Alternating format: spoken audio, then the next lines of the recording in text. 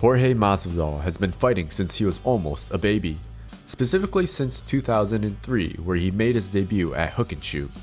Since then, he's made a name for himself as a fighter that never quits and is honest with his fans and one that loves the game. The Gamebred fighter holds the record for the fastest knockout in UFC history with his 5-second knockout of Ben Askren.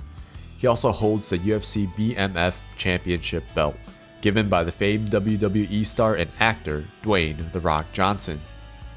Gaining incredible fame and wealth in just the last couple of years, Jorge Masvidal is living the lifestyle that most up-and-coming fighters dream of.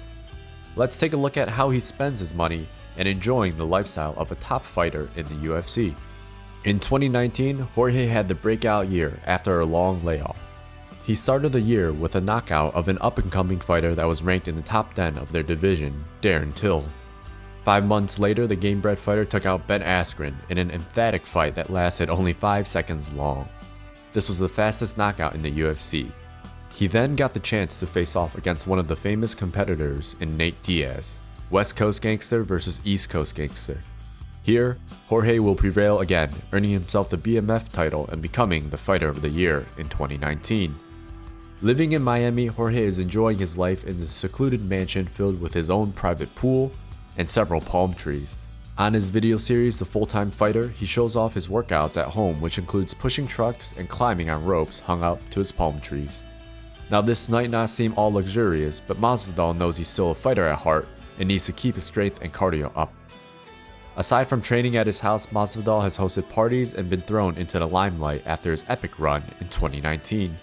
He's traveled the world enjoying NFL games in the United States, hosting parties with big celebrity rappers such as DaBaby and Lil Baby, and even having his own private jet. After his loss to Kamaru Usman in UFC 251, Masvidal didn't let that loss get to him. Instead, he made his own celebration and got on a private jet with his boys to party and drink mezcal. Oh yeah, he has his own mezcal brand, which we'll talk about later. It's safe to say that Jorge Masvidal has elevated his lifestyle, but after 18 years in the game, he knows that being a fighter is what he is at heart. In all the social media and videos that Masvidal is featured in, it's always a balance of fun, business, and work.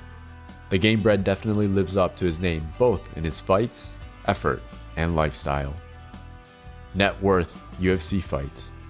With UFC fights alone, Masvidal has earned an impressive $3.1 million.